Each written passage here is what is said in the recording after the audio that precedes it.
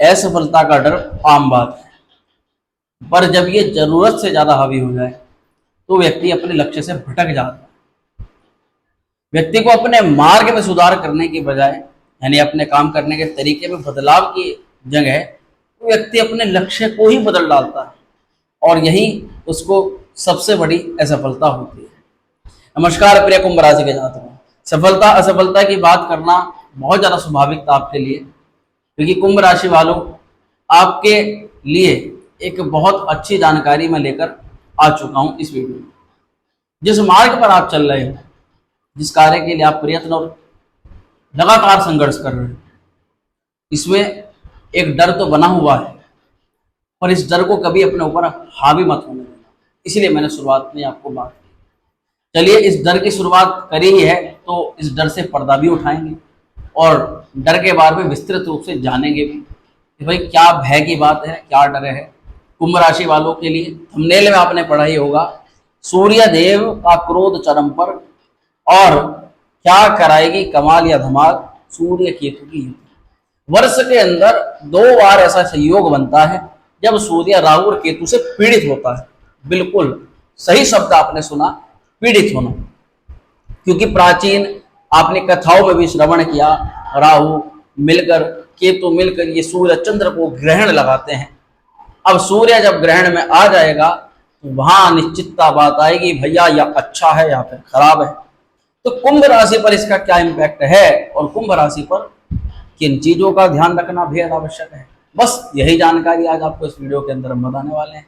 नमस्कार प्रिय कुंभ राशि के जातकों, आपका बहुत ज्यादा स्वागत है आज के बहुत ज्यादा खास कार्यक्रम में, जो कि है सूर्य का राशि परिवर्तन। कुंभ राशि के लिए सितंबर महीने का ये जो टाइम पीरियड रहने वाला है, बहुत ज्यादा सक्रिय रहने की आपको आवश्यकता है, बहुत ज्यादा मेहनत करने की भी आवश्यकता है, और आपको किन क्षेत्रों पर ये गोचर विशेष बदलाव लेकर आ रहा है, चलिए जानते हैं विस्तार से। ये कार्यक्रम आपकी चंद्र राशि पर आधारित है। अगर आपको आपकी चंद्र राशि नहीं मालूम है तो आप अपने नाम की राशि के आधार पर भी इस कार्यक्रम को देख सकते हो। बराबर में आपकी राशि का चार्ट है, जहां आप देख पा रहे होंगे येलो कलर के शेड में सूर्य और केतु दोनों के दोनों ग्रह अष्टम भाव के अंदर विराजमान। अब एक तो शनि देव की चल रही है 7.5। हर वीडियो के अंदर हम 7.5 का जिक्र करते हैं और जिक्र करते हुए आपको ये चीज याद दिलाते हैं कि भैया अपना कदम पीछे मत हटाने देना, क्योंकि जिसने 7.5 में अपने कदम को डगमगाया नहीं, वो व्यक्ति अपने लक्ष्य पर प्राप्त हुआ है, यानी वो व्यक्ति अपने कार्य में सफल हुआ है। और सफलता भी इतनी जबरदस्त मित्रों कि जो लोग आपकी तरफ इस समय उंगली उठा रहे हैं, जो लोग इस समय आपको ताने दे रहे हैं, जो लोग आपको नकारा निकम्मा हर प्रकार से आपको ये एहसास कराते हैं कि आप कुछ नहीं हो जीवन के, एक दिन वही व्यक्ति आपके नाम की मिसाल देना शुरू करेंगे। चलिए, ये तो अलग बात हुई, पर अब क्या होने जा रहा है कि सूर्य देव इस समय आपकी राशि से सप्तम स्थान से निकल गए, अष्टम में जा रहे हैं। अब यहाँ डर की भय की क्या बात है, ये 8वां घर जो है ये मृत्यु का घर है। दूसरा, इसके कारक तो हैं शनिदेव, इसका मुख्य कारक शनि और मंगल 2 ग्रहों के पास है। सूर्य देव इस भाव के कारक नहीं, और सूर्य को इस भाव के अंदर अच्छा फल देने वाला बताया भी नहीं गया है। तो अब यहाँ शुरुआत होती है हमारी, ना तो डराने का मुद्दा है और ना ही भयभीत करने का मुद्दा है। मुद्दा क्या है कि अधिकतर ज्योतिषी, हम किसी की बुराई नहीं कर रहे, पर आपको अच्छा अच्छा अच्छा बताने के चक्कर में आपको सच से रूबरू नहीं होने देते। और अच्छा सुनना बहुत बढ़िया बात है, उससे पॉजिटिव चार्ज मिलता है, हम भी आपको अच्छा बता करके पॉजिटिव चार्ज करते हैं, पर जो चीज वास्तविकता में घट सकती है, ये जो दुर्व्यवहार हो सकता है, जो नुकसान हो सकता है, उसकी जानकारी आपको होना बहुत आवश्यक हो जाता है। वो अगर आपको ना बताएं और केवल अच्छा बताएं तो आप खुद से प्रश्न कीजिए, क्या ये चीज ठीक है? क्या डॉक्टर केवल आपको दवाई दे और ये कहे ठीक हो जाओगे, आपको परहेज ना बताए, आपको बीमारी से बचने के लिए क्या क्या चीजें करनी है वो ना बताए, जिन चीजों से बीमारी बढ़ सकती है वो चीजें ना बताए, तो क्या ये सही है? ये सही नहीं है। तो ऐसे ही कुंभ राशि के जातकों, आपको भी इस समय जब शनि की 7.5 चल रही है, इस समय 1 महीने के अंतराल में आपको बहुत ज्यादा सक्रियता और सावधानी भी रखने की आवश्यकता है। तो इस समय देखो, सूर्य देव आ चुके हैं अष्टम भाव के अंदर। आप अगर वीडियो में थोड़ा सा अगर हल्की सी ज्योतिष की अगर थोड़ी सी भी नॉलेज हो तो बड़ी आसानी से समझ जाओगे। सूर्य देव उस घर के मालिक है जहां पर आपके 5 नंबर लिखा हुआ है, और जहां 5 नंबर लिखा हुआ है मित्रों, वो घर है आपके दाम्पत्य जीवन का, वो घर है आपके व्यापार का, वो घर है आपके पार्टनर के साथ आपके संबंध का। इस सप्तम भाव से आपके रिलेशंस देखे जाते हैं, आपका दाम्पत्य जीवन और आपका व्यवसाय भी यहाँ पर इस भाव से देखा जाता है। निश्चित तौर पर इस भाव के मालिक इस समय शुभ अवस्था में बिल्कुल नहीं हैं, तो ये जानकारी आपको इस वीडियो में मुझे बतानी है। जब ये आपके अष्टम भाव कर आएंगे तो वो तो अलग चर्चा है, पर यहाँ आपके पार्टनर के स्वभाव में आकस्मिक परिवर्तन होगा, एकदम परिवर्तन होगा, स्वभाव में भी और स्वास्थ्य में भी।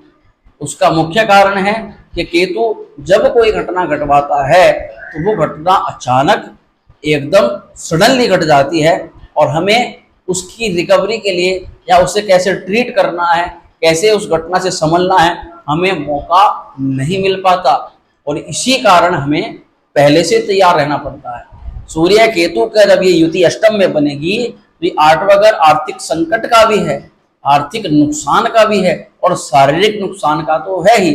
तो सप्तम इसका अष्टम में जाने से आपको आपके पार्टनर के साथ में अच्छी बाउंडशिप रखनी है, उसके स्वास्थ्य का बहुत ख्याल रखना है, उसके साथ किसी प्रकार का दुर्व्यवहार ना तो आपको करना है, ना ही उसके द्वारा जो भी वो आपसे करता है, क्योंकि उसके स्वभाव में अचानक परिवर्तन होगा, उस पर ज्यादा प्रतिक्रिया भी नहीं देनी है। क्योंकि सूर्य के खराब होने का मतलब है आपका कॉन्फिडेंस खराब हो जाना, आपकी प्रोग्रेस रुक जाना, आपको आपके बड़ों से प्रमोशन या जो लाभ मिलने वो रुक जाना, और हम नहीं चाहते कि ये सब हो। इसलिए ये सावधानी बना करके रखें कि आपका आपके दाम्पत्य जीवन में अच्छा सौहार्द बना रहे। ध्यान देने वाली बात क्या है मित्रों, कहीं ना कहीं आप नीति भ्रष्ट हो सकते हो। सूर्य अष्टम में जाने का सीधा सा तात्पर्य यह है कि अभी सीधे तरीके से काम कर रहे हो और कुछ समय के लिए लगेगा कि भैया सीधे तरीके से कार्य नहीं हो रहा है, हमें कुछ ना कुछ दिमाग, कुछ ना कुछ योजना परियोजना लगानी है। कहते ही है, कहावत है कि भैया जब सीधी उंगली से घी ना निकले तो उंगली टेढ़ी कर लो। और उस उंगली टेढ़ी करने का मतलब ये नहीं होता कि आटे में नमक तो चल जाता है परंतु नमक में आटा नहीं चलता। क्योंकि जब अष्टम में सूर्य केतु आ रहा है तो लाभ तो थोड़े समय के लिए मिल जाएगा, पर उसके तुरंत बाद अगर वो अनीति से, नीति भ्रष्ट तरीके से आपने वो लाभ लिया है तो जरूर उसका आपको हर्जाना या कुछ भी दिक्कत परेशानी वो भोगनी पड़ेगी। यहाँ आप इस प्रकार से काम कीजिए कि थोड़ा बहुत चल जाता है परंतु ज्यादा अनीति के मार्ग पर आपको नहीं जाना है। देखो, पिता के द्वारा पैतृक संपत्ति के लिए बताएं तो यहाँ मुख्य रूप से इस समय सावधानी रखनी है। ज्यादातर हो सके तो पैतृक संपत्ति का और कोई विवाद चल रहा है तो इस समय वार्तालाप से भी बचना है। आप जितना हो सके इस टाइम को अवॉइड कीजिए, आगे कीजिए, और कोशिश कीजिए कि अक्टूबर में आप बात करें तो ये सूर्य उस समय बहुत अच्छी अवस्था के अंदर होगा। सूर्य कहीं ना कहीं मित्र राशि में होगा, सूर्य भाग्य पे संचरण कर रहा होगा और वो स्थिति आपके लिए बहुत अच्छी होगी। पर अभी अगर आपको आपके पिता से, अगर आपके किसी बड़े व्यक्ति से, सीनियर सपोर्ट से, अगर आपकी किसी भी प्रकार से बहस या फिर कहासुनी होती है तो वो आपको टेंशन दे सकती है। इसलिए मैं केवल इतना आपको बताना चाहूंगा कि आप हर एक ऐसी बातचीत से बचें जिसमें आपको लगता है कि भैया यहाँ आपके साथ दिक्कत हो सकती है। सबसे बड़ी दिक्कत की क्या बात है, अधिक खर्च के कारण से आप कहीं ना कहीं इस महीने परेशान हो सकते हो। इसीलिए स्टार्टिंग के महीने में ही आपको कहीं ना कहीं अपने विशेष कार्यों के लिए पैसा जुटाना पड़ेगा। सूर्य की सप्तम दृष्टि धन भाव पर रहेगी और केतु भी इस समय आपके द्वितीय भाव को देखेंगे, सेकंड हाउस को देखेंगे। सूर्य और केतु का ये तात्पर्य है कि अचानक से आपको लाभ होगा, सडनली आपको प्रॉफिट होगा, पैसा आएगा और आप योजना नहीं बना पाओगे। आप उस पैसे को कहीं भी इन्वेस्ट कर सकते हो, लगा सकते हो, खर्च कर सकते हो। पर इस महीने के कहीं ना कहीं लास्ट पीरियड में, एंड टाइम के अंदर आपको एक स्पेशल अमाउंट की आवश्यकता पड़ेगी और वो पड़ करके रहेगी। उस अवस्था में ऐसा ना हो कि आपको लोन या फिर इधर उधर मुंह ताकना पड़े। तो यहाँ पर ये थोड़ी सी चीजें मैं इसलिए बता रहा हूँ ताकि आप अपनी योजना इस हिसाब से लेकर के चल सको। पार्टनर के जीवन के साथ अचानक से अष्टम स्थान होता है दुर्घटना का। 8वां घर मित्रों दुर्घटनाओं का मुख्य रूप से माना जाता है। सप्तमेश इसका अष्टम भाव में जाना, आप अपने पार्टनर के साथ कहीं पर भी यात्रा करने जा रहे हो, व्हीकल को चला करके जा रहे हो, बच्चों के साथ हो, परिवार के साथ हो, बहुत ही ज्यादा सावधानी से आपको वाहन का प्रयोग करना है। किसी भी प्रकार की जल्दबाजी नहीं दिखानी है और ना ही क्रोध में, गुस्से में और स्ट्रेस में आपको आपके पार्टनर को लेकर के साथ में कहीं जाना है। जब भी घटना घटेगी इस अवस्था में घटेगी, या तो बहुत ज्यादा तीव्र आप वाहन चला रहे हो, बहुत ज्यादा गुस्से से बाहर निकल रहे हो, तो यहाँ मेरी बताई गई बात को ध्यान रखते हुए इस चीज पर आपको विशेष ध्यान रखना है। बाकी केतु भी आपके अष्टम भाव के अंदर है। अब मित्रों, ये केतु आपके लिए कैसा है और क्या फल करा सकता है, सबसे पहले जान लीजिएगा। केतु इस समय एक ऐसा ग्रह है, और सूर्य और केतु की युति हमने खराब क्यों बताई या ज्योतिष क्यों खराब बताता है।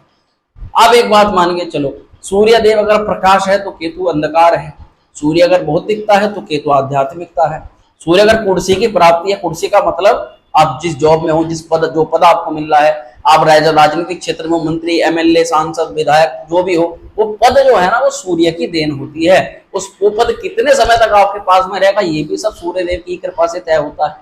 तो सूर्य होते हैं पद को दिलवाने वाले, जबकि केतु इस पद की लालसा को मुक्त करने वाला होता है। केतु का मतलब होता है व्यक्ति बहुत बड़ा। आज के समय में केतु का साधारण तो अगर मैं उदाहरण दूं तो हमारे हृदय से मैं जिनका बहुत ज्यादा सम्मान करता हूं, हमारे श्री प्रेमानंद महाराज जी। जी हाँ, अगर आप केतु का स्वरूप उनमें जानेंगे तो बिल्कुल भी गलत नहीं होगा। केतु एक वास्तविक, एक ऐसी ऊर्जा को, आध्यात्मिक ऊर्जा को संचारित करता है जो कि वैराग्य को उत्पन्न कर देती है, जिसका ना तो मोटर, ना गाड़ी, ना वाहन, किसी चीज से कोई भी मतलब नहीं होता। अगर आपके अंदर भी ये चीजें कभी कभी उत्पन्न होती है तो भाई समझ जाना कहीं ना कहीं केतु की वाइब्स आपके अंदर भी हैं। तो केतु अष्टम में अचानक से सांसारिक मोह, सांसारिक मतभेदों से, सांसारिक चीजों से वैराग्य उत्पन्न करा सकता है। और इसीलिए ये मित्रों ठीक नहीं होता, क्योंकि देखो दाम्पत्य जीवन और वैराग्य का तो दूर दूर तक कोई लेना देना नहीं है। दाम्पत्य जीवन का तो मतलब ही रिलेशन है, संबंध है। दाम्पत्य जीवन में अगर वैराग्य उत्पन्न होगा तो निश्चित तौर पर कल होगी भैया, आपको कहीं ना कहीं इस टाइम पीरियड में अपना वैवाहिक जीवन से थोड़ा सा एक आप उगने वाले हो। कुछ चीजें आपको जो है अच्छी नहीं लगने वाली, कुछ चीजों से मन करेगा कि यार छोड़ छाड़ करके बाहर निकल जाओ, बहुत कुछ बर्दाश्त कर लिया, अब बर्दाश्त नहीं होता। और ये चीजें ज्यादा हावी ना हो, इसके लिए आपको केतु से संबंधित उपाय करने हैं, क्योंकि आपके बच्चे, आपका परिवार, सबको आपकी आवश्यकता है। एक व्यवस्था है, इस व्यवस्था के अनुसार सबको चलना पड़ता है। यहाँ पर अष्टम स्थान में सूर्य केतु की युति, क्या सावधानी रखनी है भैया? गोपनीयता बना करके रखनी है। अपने रिवील को किसी को नहीं बताना है, किसी को आपने स्नेहवश प्रेम के कारण से अपनी कोई बात बता दी। आजकल में ऐसा समय है कि वो आप ही की बात को आप ही के खिलाफ प्रयोग करेगा। इस समय प्रयोग करेगा, उस समय आप ये विचार करो कि मैंने इसे बात क्यों बताई, क्योंकि आठवां घर जो है वो गोपनीयता का होता है। गोपनीयता भंग ना करें, उतना ही आपके लिए अच्छा रहेगा। बाकी पार्टनर के स्वास्थ्य का तो ध्यान रखना ही, अपने भी स्वास्थ्य का ध्यान रखना है, क्योंकि सूर्य आरोग्य कारक ग्रह माने जाते हैं। आपको नेत्रों में दिक्कत, सिर से संबंधित दिक्कत, या फिर कहीं पर भी हल्की फुल्की चोट फेट लगने की संभावना हो सकती है, इसलिए आप अपना थोड़ा ध्यान रख करके चलें। हाँ, बात है जब हम संवाद की बात करें, बात करने की बात करें, एक दूसरे से कम्युनिकेशन करने की, उसमें बहुत शालीनता आपको रखनी है। आपको गुप्त संबंधों को जो है बताना नहीं है। और एक बहुत बड़ी चीज जो आपको ध्यान रखनी है कि कोई भी इस समय व्यक्ति आपसे पैसा ले सकता है हेल्प की सहायता से। बहुत ज्यादा आपका मित्र भी हो सकता है, बहुत ज्यादा आपका खास भी हो सकता है। देखो, उसने आपकी कभी मदद करी, आपकी कुछ सहायता करी, उस सहायता के बदले वो आज इस अधिकार से आपसे मांगेगा, इसीलिए आप उससे मना तो नहीं कर पाओगे। पर मेरी आपको एक सलाह है कि ये इस समय सूर्य की केतु की स्थिति ऐसी है कि अगर आप कुछ उसकी हेल्प करोगे तो ये सोच के करना कि जो मैं उसे दे रहा हूं ना, ये अगर मेरे पास वापिस ना आए तो मुझे कोई दिक्कत नहीं होनी चाहिए। सपोज करके चलो, अगर आप 1000-2000 रुपए देते तो वो कल नहीं परसों नहीं देता, कोई दिक्कत नहीं। अगर आप उसे दे रहे हो 10-20-50 हजार, ज्यादा बड़ी अमाउंट की हेल्प कर रहे हो, तो फिर अपने रिस्क पर आपको करना पड़ेगा। बहुत ज्यादा संभावना है, क्योंकि अभी उस मित्र के साथ, उस सगे संबंध के साथ दिक्कतें और बढ़ेंगी, और परेशानी में कोई व्यक्ति जल्दी से पैसा नहीं लौटाता। बस इस चीज का थोड़ा ध्यान रखना है। केतु अष्टम में रहेगा तो कुछ चीजें अच्छी हैं। क्या अच्छी हैं? केतु विपरीत परिस्थितियों से आपको बाहर निकालेगा। केतु आपको जो बहुत ज्यादा संकटों का सामना करना पड़ रहा है, जिसको कहते हैं कोर्ट कचहरी मुकदमे में फंस गए हैं, संकटों में आ गए हैं, लोन के कर्ज में दब गए हैं, बहुत ज्यादा पारिवारिक इतना अपना कुछ हड़प लिया, सब कुछ आपका ही छीन लिया गया है और आप सड़क पर आ गए, ऐसी कुछ व्यवस्था बन रही है आपके साथ, उससे केतु आपका बाहर निकालेंगे। बाकी आयु में वृद्धि करता है अष्टम में केतु, आपको आरोग्यता प्रदान करता है। कोई बड़ी बीमारी, कोई क्रोनिक डिसीजेस, कोई ऐसी बहुत लंबे समय से बीमारी चल रही है जिसमें बहुत टाइम से आपकी दवाई चल रही, आराम नहीं लग रहा, उसमें भी आपको लाभ प्रदान कराता है।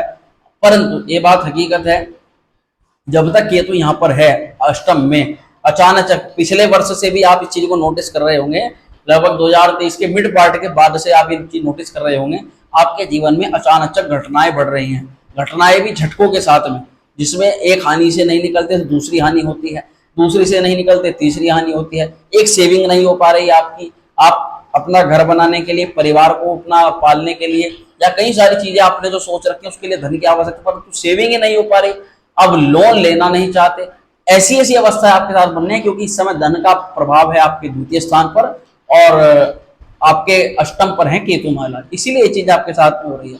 बाकी आप इन सभी चीजों से बाहर निकल सकते हो अगर आपकी युक्ति गुप्त रहती है तो, यानी जो ट्रिक आप लगा रहे हो, जो योजना आप लगा रहे हो अपनी परिस्थिति से बाहर निकालने के लिए, मान लो कोई नया काम है आपके दिमाग में है कि भाई मैं इस कार्य से अगर शुरू करता हूं तो ये जो मेरे साथ दिक्कतें चल रही हैं, ये पैसा, ये लोन, ये सब चीजें, ये इस काम से उतर जाएंगे, ये काम अच्छा है मेरे लिए, पर आप उस काम के बारे में किसी को बता देते हो, तो ये युक्ति, ये जो आप करना चाह रहे हो इसको गोपनीय रूप से करना है, तभी आपको जो कार्य सफल होगा और आप जो परियोजन लेकर के चल रहे हो वो भी सफल हो जाएगा। पितृदोष से इस समय ग्रसित है सूर्य। जी हाँ, जब भी अष्टम में सूर्य केतु की युति होती है तो ये पितृदोष का निर्माण करते हैं। पितृदोष का क्या तात्पर्य है कि भैया अपने जीवन में तो है ही है, जो है पिता के जीवन में भी कुछ संघर्ष बढ़ सकता है, पर जहां ध्यान रखिएगा ये लंबे टाइम की बात नहीं है, 16 सितंबर से लगभग 17 अक्टूबर तक ये सूर्य यहाँ पर रहेगा, तब तक पिता से ही मतभेदों से बचना है, पिता का भी स्वास्थ्य और हर चीज से ध्यान रखना है। क्या उपाय आप कर सकते हो, क्या आपके लिए अच्छा रहेगा? भैया मेरी तो यही सलाह है कि आप गणपति जी की आराधना करो, गणपति अथर्व शीर्षम का पाठ करो, गणेश जी को हरा दूर्वा चढ़ाओ, केतु के मंत्र का ज्यादा से ज्यादा जाप करो। ज्यादा कुछ अच्छा करना है, अचानक से आपको होने वाले नुकसान या दुर्घटना से बचनी है, तो आप क्या कर सकते हो, आप माता काली की आराधना कर सकते हो, माता काली के सम्मुख सरसों के तेल का दीपक जला सकते हैं, वो भी शनिवार में। सूर्य को अर्घ्य देना तो आपको बिल्कुल भी नहीं भूलना है। इस समय सूर्य के लिए जितना हो सके दान पुण्य मंत्र जप आप करो। और हाँ, अब सब व्यक्ति कहते हैं गायत्री का जप करो, गायत्री का जप करो, परंतु हम अपने चैनल से मना करते हैं। गायत्री का जप बिना यज्ञोपवीत के, बिना गुरु के द्वारा मुख से प्राप्त हुए गायत्री का जप नहीं किया जा सकता। तो आप भी इन चीजों का खंडन करें, और जो भी एस्ट्रोलॉजर्स ज्योतिष की आड़ में हमारे सनातन की जितनी भी रिचुअल्स हैं उनको डिस्टर्ब करने का काम कर रहे हैं, उसका खंडन करें। लाल किताब के भी बहुत सारे ऐसे टोटके हैं जो सडनली तो आपको लाभ दे देते हैं, पर उसका साइड इफेक्ट बड़ा खतरनाक होता है। इसलिए जितना हो सके वैदिक पर आए और वैदिक रीतियों के तरीके से ही, मंत्र जप के द्वारा ही और दान पुण्य के द्वारा ही अपनी समस्याओं का समाधान करने का प्रयास करें। बहुत जल्द हम, क्योंकि इस समय पितृपक्ष प्रारंभ होने जा रहा है, और पितृपक्ष में हम ये सूचना हर वीडियो के अंदर दे रहे हैं कि आप घर बैठे अपने पितरों के निमित्त, पितृ शांति के निमित्त एक हम पूजा आयोजित कर रहे हैं, उसमें प्रतिभाग कर सकते हो। ये इसलिए किया जा रहा है मित्रों, क्योंकि आप जो उपाय करते हो, जो मंत्र जप करते हो, जो देवताओं को प्रसन्न करने का कार्य करते हो, ज्यादातर 90% लोगों में पितृदोष मिलता है घरों में, क्योंकि उसके बहुत सारे कारण हैं। अब जब ये बताया गया कि पितृ ही जो है संतुष्ट नहीं है, तो फिर आप जिस देवता के लिए भी पूजा कर लो, कुछ भी कर लो, किसी को कुछ नहीं लगने वाला। पितृ सर्वप्रथम है, उसके बाद और सब देवता हैं। यहाँ तक कि हम जो अनुष्ठान, जो पूजा करते हैं, उसमें भी सबसे पहले आपके पितृ, अपने पितृ, उनका यजन करते हैं, और उसके बाद में जाकर के देवता की आराधना करते हैं। तो यहाँ ये बहुत अच्छा समय है, इस समय आपकी पूजा भी लग जाए और आपके पितृ भी प्रसन्न हो जाए, और अगर पितरों की कृपा होगी तो भैया सब देवताओं की कृपा आप पर स्वतः ही हो जाएगी। इसके लिए एक पूजा का आयोजन हो रहा है, जो कि श्राद्ध पक्ष में आयोजित होगा। और श्राद्ध पक्ष में आप ऑनलाइन हमसे इससे कैसे जुड़ सकते हैं, वीडियो कॉल के माध्यम से पूजा कराई जाएगी, ऐसी व्यवस्था बनाई जा रही है। तो उसके लिए आप हमारे व्हाट्सएप नंबर पर पितृ पूजा या श्राद्ध पूजा ऐसे करके व्हाट्सएप पे मैसेज करके लिख दीजिएगा। जो भी इंटरेस्टेड हो, जो भी करना चाहते हो, इसी प्रकार से हम इस पूजा को आरंभ करेंगे। क्या व्यवस्था है, क्या शुल्क है, क्या विधि है, किस तरीके से करना है, वो सब चीजें आपको व्हाट्सएप पे जानकारी दे दी जाएगी। चलिए मित्रों, आशा करते हैं जो जानकारी हमने आपको बताई है ये आपके अगर क्षण मात्र भी काम आए तो वीडियो बनाने का प्रयोजन सफल हो जाएगा। मिलते हैं अगली वीडियो में, तब तक स्वस्थ रहिएगा। ओम श्री विद्याय नमः।